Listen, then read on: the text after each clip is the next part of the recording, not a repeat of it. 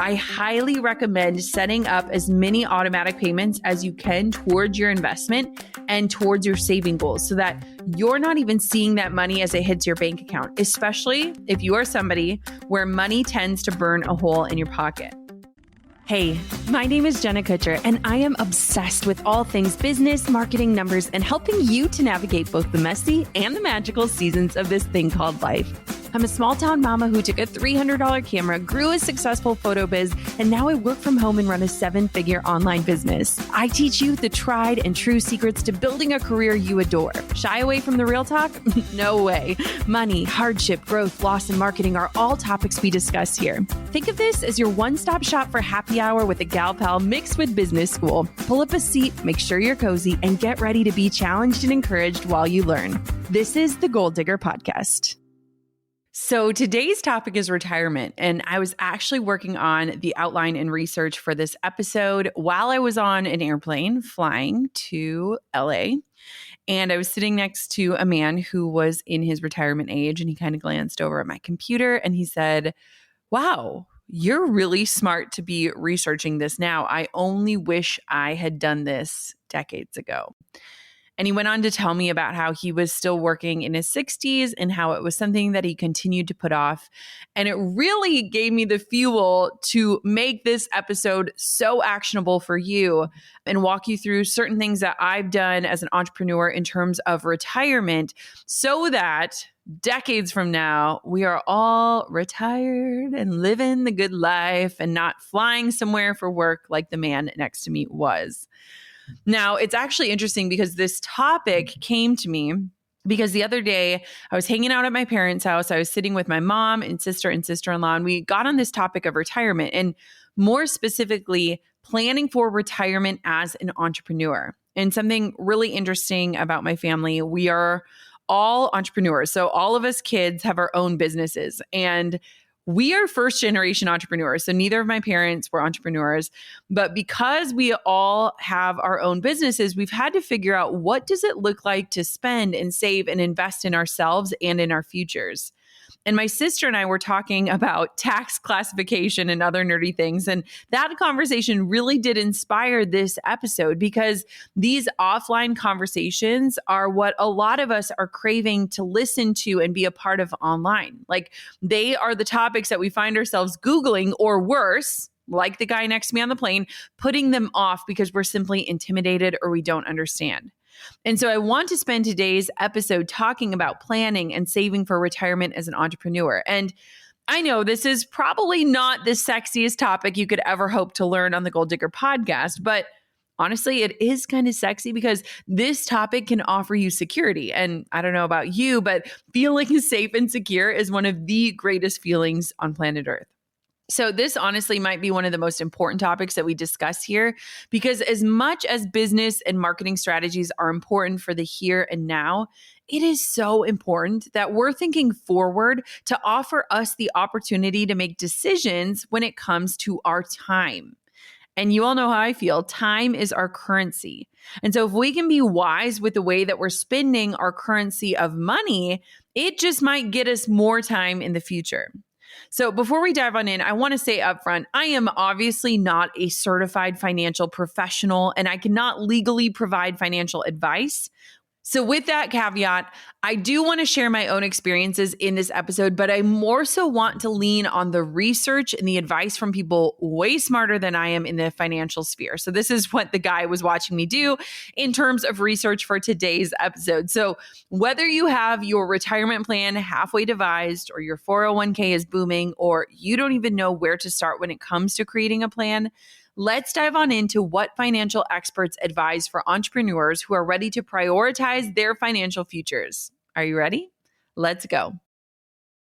If you love listening to the Goal Digger podcast, you'll love the full lineup of business and entrepreneurial focused podcasts on the Hubspot Podcast Network, like Marketing Made Simple, hosted by Dr. JJ Peterson. Marketing Made Simple brings you practical tips to make your marketing easy and, more importantly, make it work.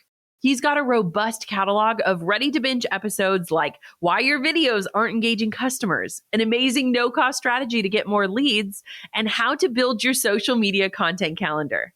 listening to Marketing Made Simple wherever you get your podcasts. Full disclosure, I am watching a baby monitor as I record this and saying a prayer that Quinn falls back asleep. She's rolling around right now. But I think it's important to note some of these things because this is a reality of being a working mama of a little one. And so if I have to pause and if the sound sounds different at any point in this episode, it's probably because I am going to grab my baby. Okay. So let me just kick off this whole topic by saying that retirement and this whole notion of it is really intimidating.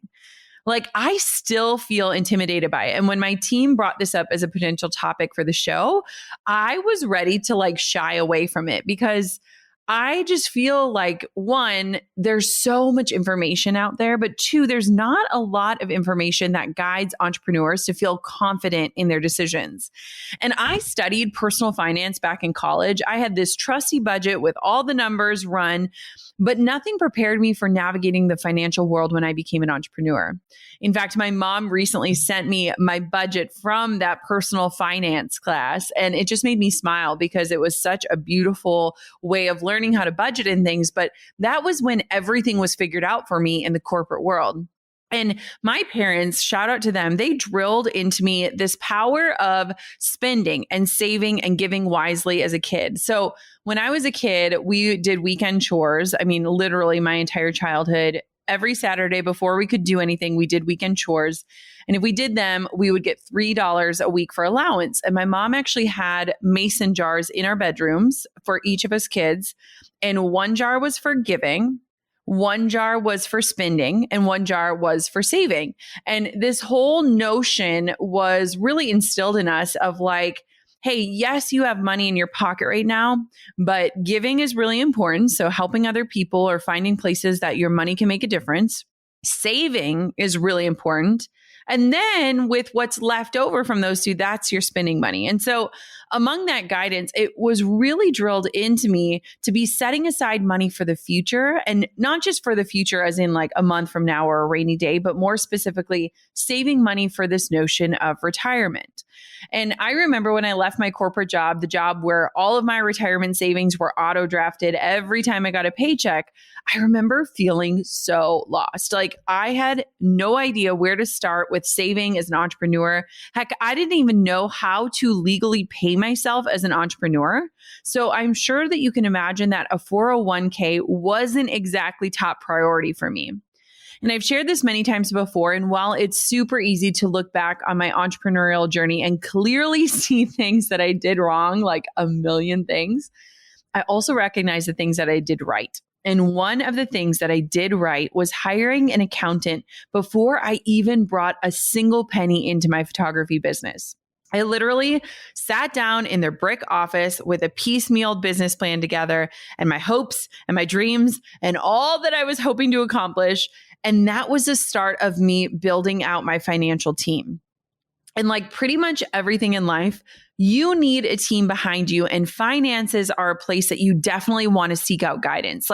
I am so thankful that I wasn't afraid to ask for or to pay for help from the very beginning. And in most of my conversations, I've recognized that one of the greatest barriers to entry of entrepreneurship is an understanding of how all of the finances of a business can work. So for me, I started and grew my business while holding tight to the security of my corporate job until I had matched that salary and felt safe enough for me to make the leap into entrepreneurship. For me, having those consistent paychecks also gave me this ability to reinvest in my business in those early days so that I never had to go into debt for it. All of the money that I was bringing in was going straight back into things like a website and gear and insurance and the accountants I hired. And the truth is, in those early days, most entrepreneurs aren't even thinking about retirement or thinking in the long term. You are looking for proof that you have something viable and something that is worth pursuing. And I get that. And so if you're like me, you're reinvesting the money that you're making back into your business to keep it running in those early years. And you're probably saying to yourself something like, I'll learn more about retirement once I get established, or I'll save for retirement once I make X amount of money. Have you ever said those things? I mean, I'm sure most of us have. And honestly, this isn't even an assumption. Chances are that you might fall into this statistic. Listen to this. The Online Community for Small Business, MANTA, performed a survey that concluded that 34% of entrepreneurs don't even have a retirement savings plan. The top reason being that they didn't make enough money to save. Other reasons included using previous retirement savings to invest in their business and planning to sell their business down the road in order to fund their retirement. Whoa, like 1/3 of the entrepreneurs out there don't have a plan, let alone savings to fall back on. And honestly, this statistic is scary, but it's the reality of navigating this world and trying to do it while also running or starting a business. Like for a lot of us, over 1/3 of us, this idea of saving for retirement can feel like a pipe dream, especially in the world of entrepreneurship. Maybe you tell yourself, one day I'll be able to invest. Like so many people set these arbitrary number goals, like once I hit 6 figures, I'll set money aside for retirement. But think about this. If you cannot part ways with $5,000 when you're making $50,000, what makes you think that you'll be able to part with $10,000 when you're making $100,000? These principles and the practice of them get strengthened over time, just like your muscles, and especially get strengthened when you create systems around them and invite in the right help. If you know me in real life, I used to be the girl who avoided risk at all costs. Like I crave certainty and control. Anyone else? And I was the person, I wanted the plan, I wanted to follow it, but becoming an entrepreneur has made me a lot more risk adverse, a bit more willing to gamble. But when I look back in those early days a decade ago, I was so cautious and careful. I knew that when I told my parents that I was going to turn in my 2 weeks notice, that I had to be able to answer their 20 questions. And one of their first questions was, what does this mean for your retirement planning? Now, I 100% happened to err on the side of caution early on, and I chose to max out my retirement savings, knowing from my parents and my short stint in the corporate world how important it is to begin saving for retirement as early as possible. I remember my parents always telling me to max out whatever it is that I could, and while I didn't have a company matching my contributions any longer, I still wanted to do as much as possible. And I remember those early contributions were limited to a few $1,000s based on my income level and my tax filing at the time, but I still opted to max out what I could based on my accountant's recommendations. Keywords, based on my accountant's recommendations. Again, have somebody advising you. Now, quick tip when it comes to this is any way that you can automate things like spending and investing, do it. I have always found that whenever I set money aside, as soon as it comes in, whether I'm saving it or investing it, kind of like those mason jars, I don't really miss it because I never really had it. Like if I don't even see it, I don't miss it. So I always set up direct deposit into those different savings accounts, whether retirement or saving for taxes or anything else. Once my business was really succeeding and I reached this higher tax bracket, I decided to expand my financial team and met with a financial planner along with my accountants. Now, I lucked out because my accountants had someone they recommended, and so I hired him and they all came together to create a team. Them working together was to ensure that all decisions made had my best interests at the center of their union. And after that meeting and looking at different options based on where my business had grown to, we decided to change how my business was filed based on my income and the work that I provided. And that decision alone allowed me to almost invest 10x of what I had previously been able to invest in my retirement. Now, one thing that I think is so important is to ask for recommendations because, fun fact, these humans, the ones I'm talking about, are still a part of my team a decade and a million pivots later. They're based in that tiny village that I started my business in, and they still advise me. And I feel so grateful that I found humans that have stuck with me for over a decade. This is also a reminder that you shouldn't just like or be fine with the people that you're bringing in. You want to love the team members that you bring into your entrepreneurial journey. I trust my team. I respect them. I love growing and evolving with them. Like, I am so grateful for the work that they do within my business. And so if you are in a place where maybe you have an accountant and you're ready to expand your team, ask them for recommendations, because having people that can work together, that understand the greater goal of your financial health, is so key. And so maybe you already have a retirement plan, but you haven't visited it in years, or maybe you set it and forgot about it, but this episode is making you think it might be time to revisit your plan and see if there are more opportunities to do things like increase your investment or meet with advisors and talk about your greater plan on a deeper level. So back to that family conversation from a few weeks ago, as we were talking about our retirement contributions and plans, which is, again, hilarious, something my family does, I also found myself passionately telling my family about the importance of taking this all a step further and doing something like setting up your will and your trust and your estate plan. And I know this sounds a little crazy, but it's something that we did last year. And honestly, it's something that I wish we would have done even sooner. Setting these things up as entrepreneurs, and even more especially if you have children, can give you a massive amount of peace. Like, it really gave me peace of mind when we did all of this. And it was really interesting because Drew hated the process. Like, he hated when we had to do the calls to talk about things. I loved it. Like, he didn't like talking about what would happen if something happened to us. But for me, I truly felt peace knowing we have a plan that spanned from things like medical decisions to financial decisions to our children and their care. And I even encouraged my parents, like, you got to get your stuff set up. My mom actually just sent us kids an email with their plan, their wishes, and more.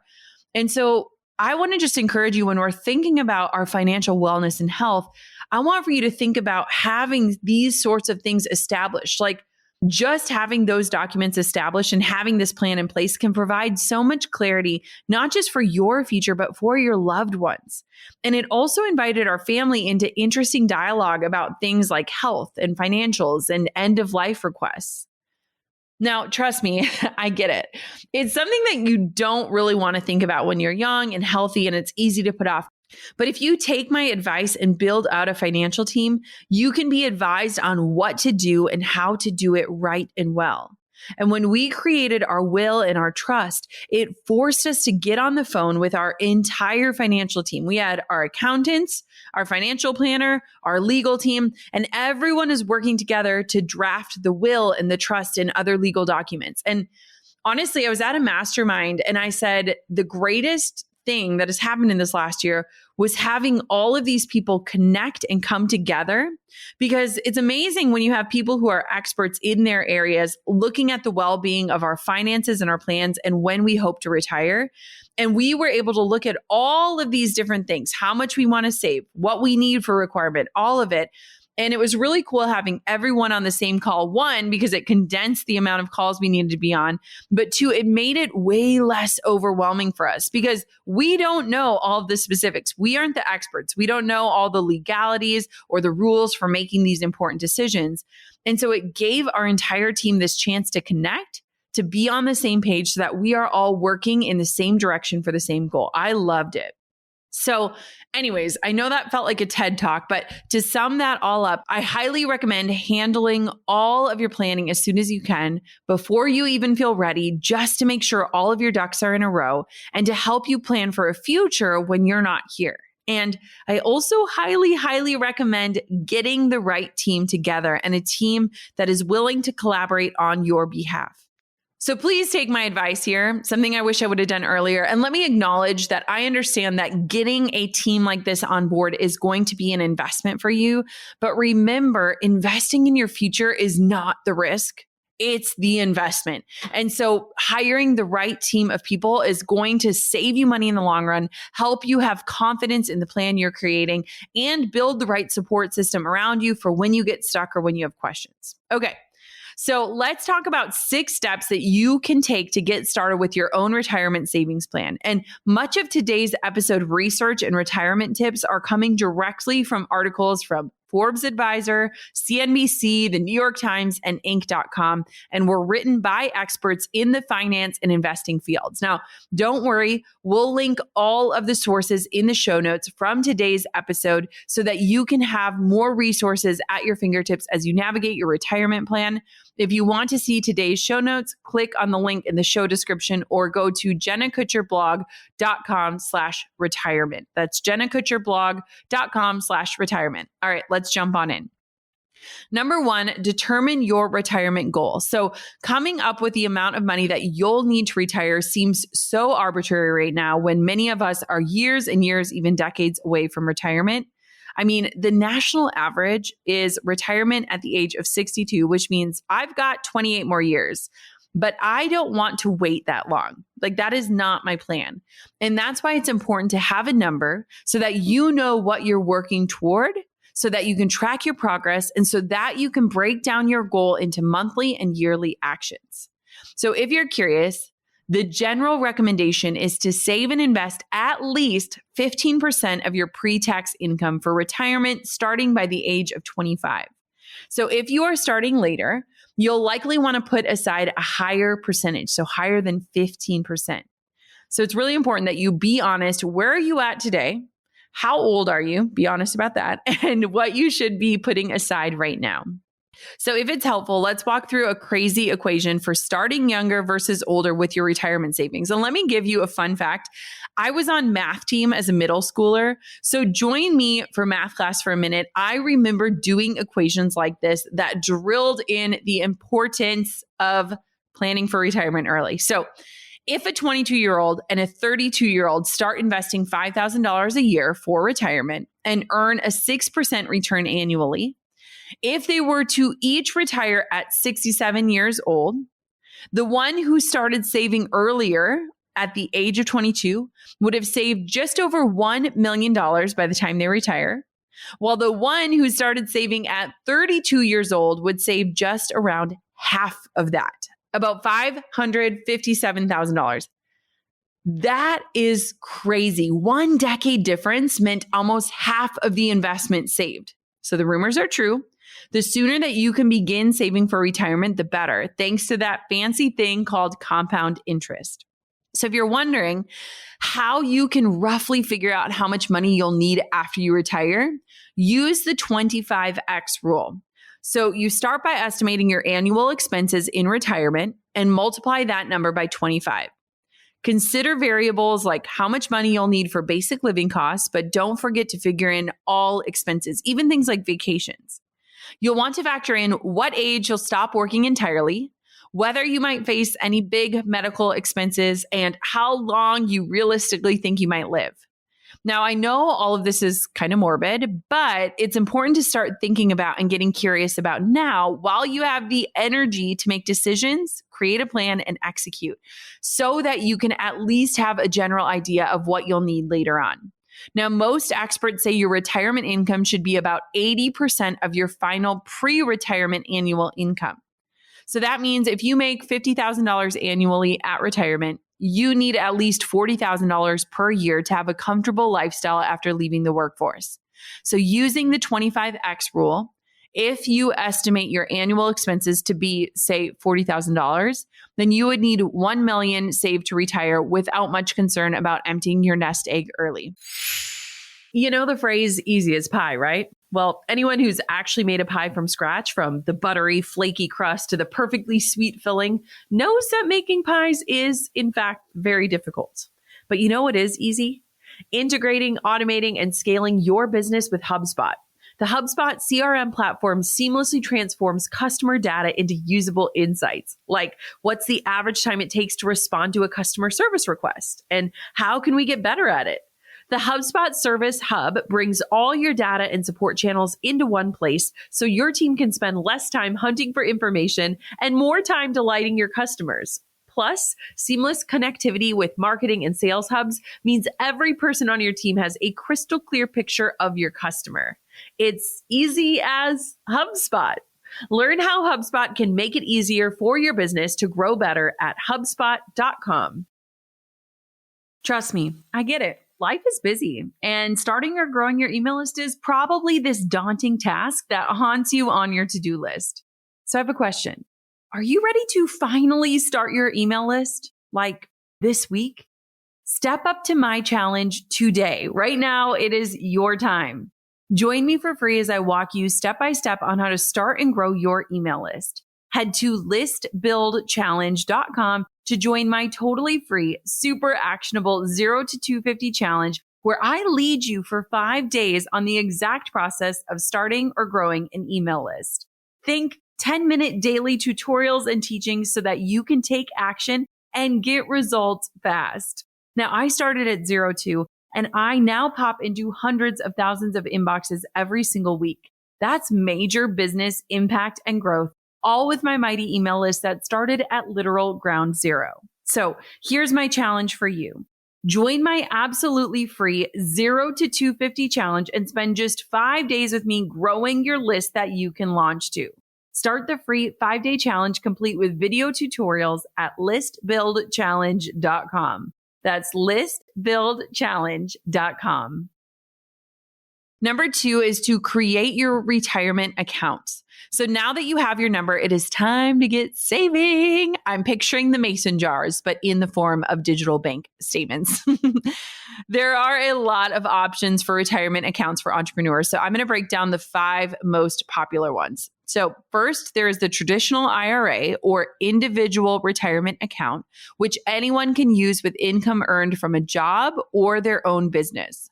Your contributions here are tax deductible even when you don't itemize deductions.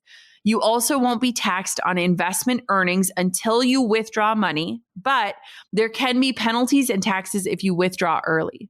You can open a traditional IRA online through most banks and investment firms. After the traditional, there's the Roth IRA, which is a variation of the traditional one.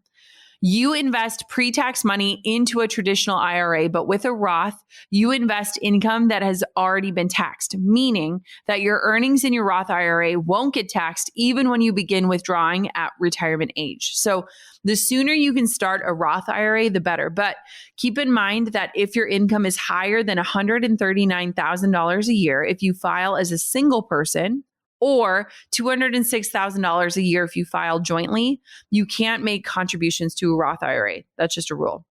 Third is the Sep Ira, which is good for entrepreneurs who currently run a business on your own but plan to one day have employees.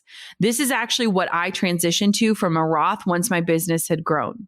Now, a Sep IRA allows your company to contribute to a retirement plan on your behalf rather than you contributing as an individual. So basically, your business is contributing to the retirement plan for you.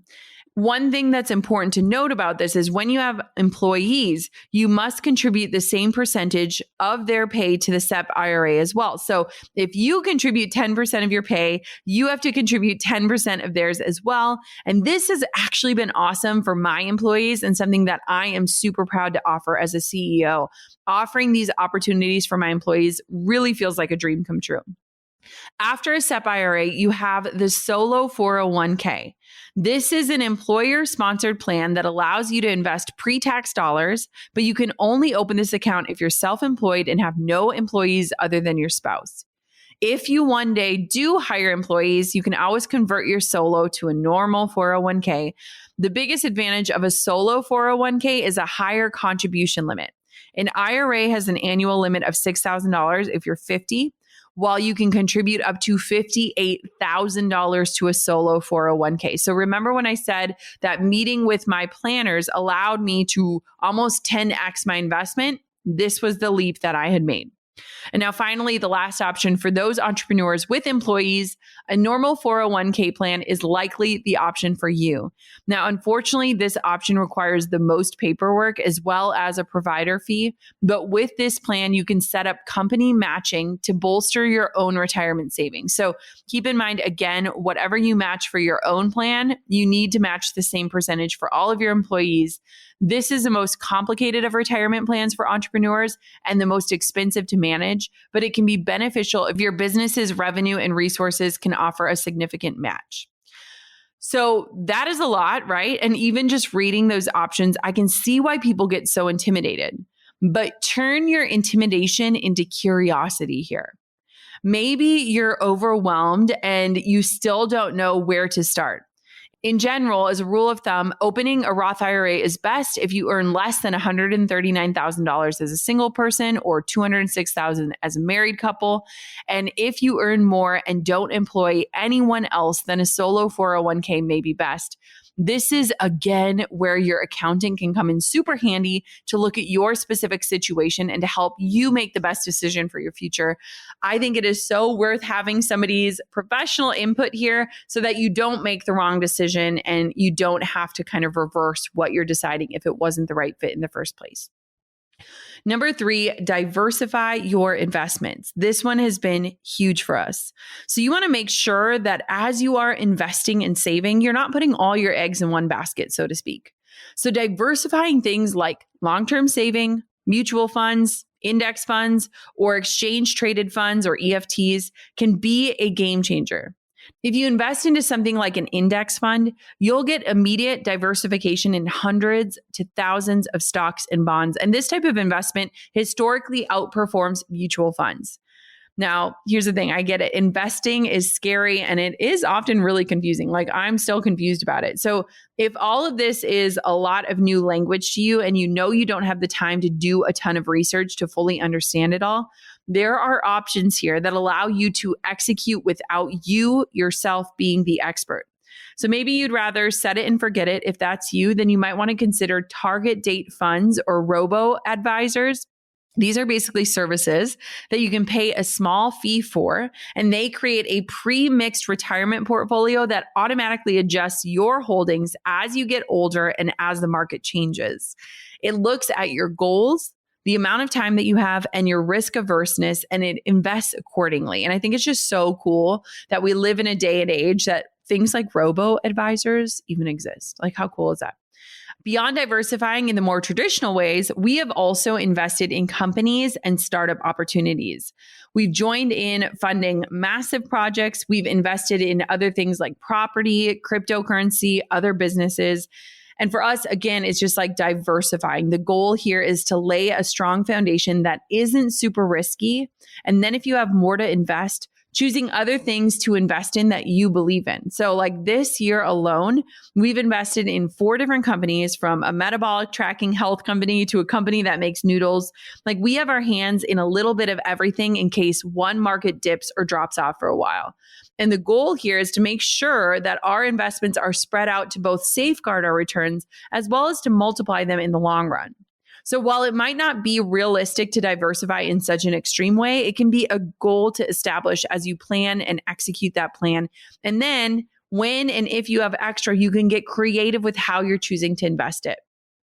Number 4 is to turn on automatic deposits. So I am the queen of automation. Those set it and forget it infomercials still haunt me in my sleep. But this is a tip that can totally transform how you save.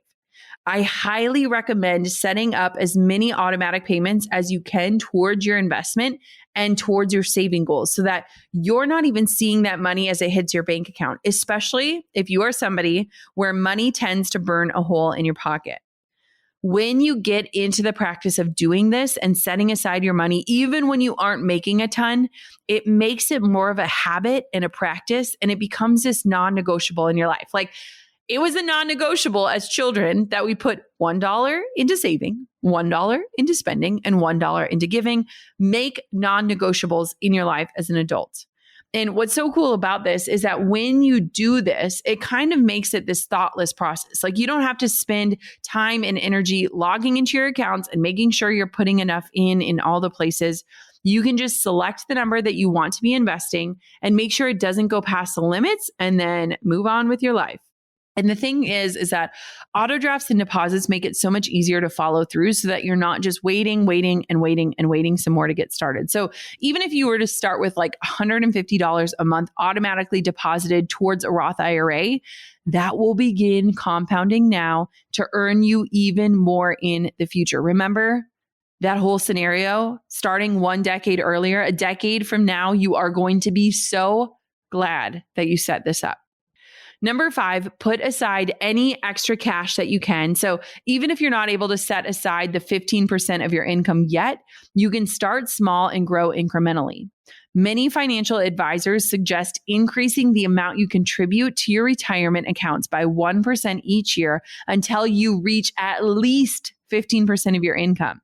You can also practice putting aside more when you get like a raise or a bonus, or you can contribute some of your tax refund or other unexpected income you might receive.